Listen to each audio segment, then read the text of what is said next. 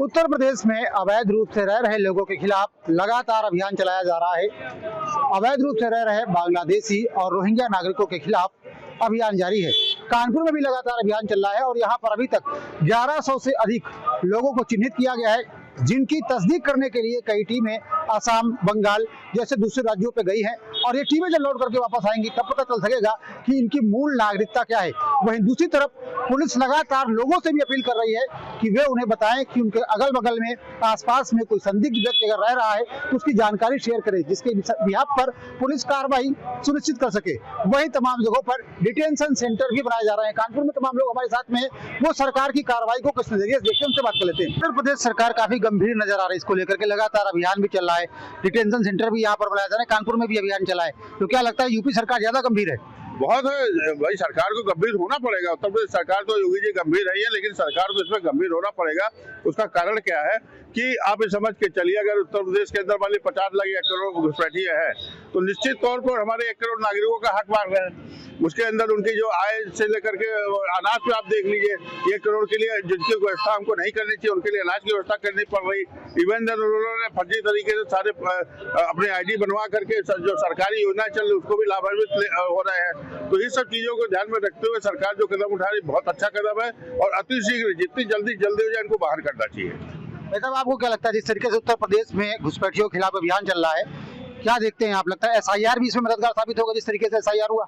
जी बिल्कुल, यह SIR जो देखा जाए तो SIR एक प्रकार से NRC की तरह एक काम करेगा, क्योंकि जो घुसपैठिए हैं उनके पास ना तो कोई डॉक्यूमेंट है, वो इलीगल तौर पे वो आए हैं। पहले 2017 में म्यांमार से ये विस्थापित हुए, ये बांग्लादेश में आए और बांग्लादेश के भी कुछ वहाँ से भी कुछ कम्युनिटी इनके साथ में आई है और इंडिया में आकर ये फ्री ऑफ कॉस्ट सारी चीजों सुविधाओं का मजा ले रहे हैं। जो यहाँ की पब्लिक है वो तो परेशान है, महंगाई बढ़ रही है और अगर इस तरह से ही घुसपैठ होती रहेगी तो यहाँ की पॉपुलेशन को कंट्रोल करना, और देखा जाए ये सब चीजें एक्स्ट्रा में जो लोग बढ़ रहे हैं जिनको यहाँ पर किसी प्रकार सेवा नहीं देनी चाहिए वो भी सेवाएं प्राप्त कर रहे हैं। उत्तर प्रदेश सरकार का जो भी प्रयास है उसको हम समर्थन करते हैं और मेरे हिसाब से योगी बाबा बहुत ही अच्छे से अच्छा करेंगे और घुसपैठियों को बाहर करेंगे। कानपुर में भी अभियान चला, 1100 से अधिक अवैध रूप से रह रहे लोगों को चिन्हित किया गया है, जिनके बारे में उनके नाम पते के बारे में तस्दीक किया जा रहा है।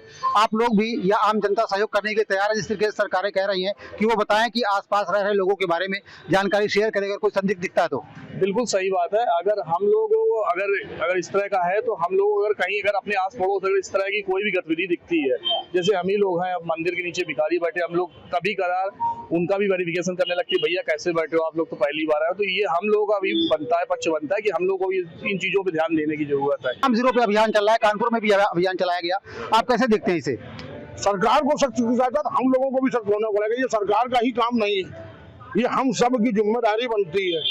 अगर सरकार बेचारी अकेले कुछ नहीं कर सकती है और इसमें हम लोगों को, जैसे छोटे भाई ने अभी कहा कि सबको ध्यान देना पड़ेगा, तो हम लोग भाई देखिए ध्यान देते हैं, क्योंकि ये घुसपैठिए हैं कौन, ये बांग्लादेशी हैं कौन? ये एक तो मंदिर के नीचे भीख मांगते हैं, हम लोग तुरंत उनका वेरिफिकेशन करते हैं तो भाग जाते हैं। इन पे ध्यान दीजिए। कबाड़ी वाले हैं, ये हैं जो अधिकतर बांग्लादेशी, ये आमतौर पर हमारे शहर की सीमा के बाहर रहते हैं। हमें पकड़ करके इनको बाहर निकालना पड़ेगा और हम सबको इसके लिए जागरूक होना पड़ेगा। खाली अकेले सरकार के बस की कोई बात नहीं।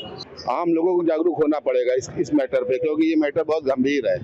ये हमारे सारे संसाधनों पे कब्जा कर रहे हैं, तमाम आपराधिक गतिविधियों में शामिल लोग ये समाज का बुरा कर रहे हैं और जो है इसमें हम लोगों को बिल्कुल शामिल होना पड़ेगा, हम लोग को सहयोग करना पड़ेगा। घुसपैठियों के खिलाफ जिस तरीके से उत्तर प्रदेश सरकार ने अभियान छेड़ा उसे कैसे देख रहे हैं आप? सर बहुत अच्छा अभियान चला रहे हैं घुसपैठियों को। हम तो चाहते हैं कि इसको और अच्छे से राज्य सरकार चलावे, अपने योगी जी चलावें, जिसमें से ये घुसपैठिए जो हैं ये अभी इतने ज़्यादा व्यापक पैमाने में घुस चुके हैं। छोटे निम्न तबके के व्यापार करने वाले, जैसे कि इलेक्ट्रॉनिक का कबाड़ बेचने वाले, प्लास्टिक का स्क्रैप बेचने वाले, प्लास्टिक का और मोमिया रिसाइकिल करने वाले, ये सब में घुसपैठिए बांग्लादेशी रोहिंग्या सब भरे हुए हैं। और यहाँ तक कुछ फलों में भी, फल विक्रेताओं में भी आ गए, तो हम लोग ये देखते हैं कि भैया उनका आधार चेक कर लो, अगर वो होता है तो नज़दीक के थाने को रिपोर्ट करना है कि भैया ये दूसरे देश का है। तो हम लोग कोशिश करते हैं उस चीज़ की। सरकार बनाने की हैसियत में आ जाते हैं वो लोग, तमाम लोग वोटर्स बन जाते हैं। क्या लगता है SIR अभियान जिस तरीके से चल रहा है वो भी अवैध रूप से घुसपैठियों को बाहर करने में महत्वपूर्ण साबित होगा? आप जो कह रहे हैं बिल्कुल सच कह रहे हैं, अकाट सच कह रहे हैं कि वाकई में जब इनकी तादाद बढ़ती है तो सरकार बनाने की क्षमता इनमें पैदा हो जाती है। और दूसरी बात मैं ये कहना चाहता हूँ कि ये सरकार ने जो कदम उठाया ये ऐतिहासिक कदम है, इसको बहुत पहले सरकार में उठा लेना चाहिए था। आज की डेट में एक बहुत बड़ा तबका जो है वो हिंदुस्तान का ठप्पा लिए बैठा हुआ है, वो भी घुसपैठिया है। लेकिन अगर ये पहले की सरकारें अगर इस चीज को लागू कर देती तो आज हिंदुस्तान की जनसंख्या में इतना ज्यादा प्रभाव न पड़ता। भाई साहब, कितनी बड़ी समस्या के रूप में देखते हैं अवैध घुसपैठ करके आने वाले लोगों को, और जिस तरीके से सरकारें अब गंभीर नजर आ रही हैं, क्या लगता है इस समस्या से निजात मिल जाएगा? अवैध घुसपैठ अपने आप में सभी देशों के लिए ये बहुत बड़ी समस्या है, सभी देशों में चलता रहता है। लेकिन जो SIR का जो मेन काम जो देश के अंदर चल रहा है ये बहुत ही सराहनीय है, क्योंकि इससे सही जनगणना हो पाएगी। एक आदमी बिहार का वो महाराष्ट्र में रह रहा है, महाराष्ट्र में रह के नौकरी कर रहा है, वहाँ पे उसको अपना आधार बनवा ले, यहाँ पे भी आधार बनवा ले। इस तरीके से सही जनसंख्या की गणना हो ही नहीं पा रही है। सन 47 से लेकर आज तक यही प्रॉब्लम चल रही है, क्योंकि रोजगार के अवसर उनके स्टेट्स में नहीं है। जो बैकवर्ड स्टेट्स हैं जैसे अपना यूपी है, जैसे बिहार है, यहाँ पे रोजगार का अवसर नहीं है, और रोजगार का अवसर न होने की वजह से लोगों का पलायन हो रहा है अपने स्टेट से।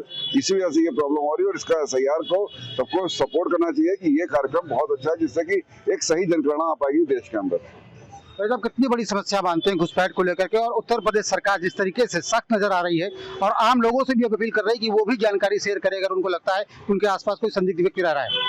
घुसपैठियों में जो कार्रवाई सरकार कर रही है वो बहुत उचित है, लेकिन हम लोग का दायित्व है जो जानकारी देना कि ये घुसपैठिया हो सकता है, उसके बारे में हम लोग को सूचना दे, जिससे पुलिस को बता सकते हैं कि ये इतने सालों से दिखा नहीं, ये है कहाँ का, जिससे पुलिस भी अपनी कार्रवाई कर सके। प्लस सरकार को ये भी चाहिए कि जो जहाँ से आ रहे हैं बॉर्डरों से उस पर सुरक्षित करे कि जिससे वो आ ही ना पाए, और जो आ जाए उसको भी सुरक्षित होना चाहिए कि ये इसके पास पूरे आइडेंटिफिकेशन है कि नहीं है।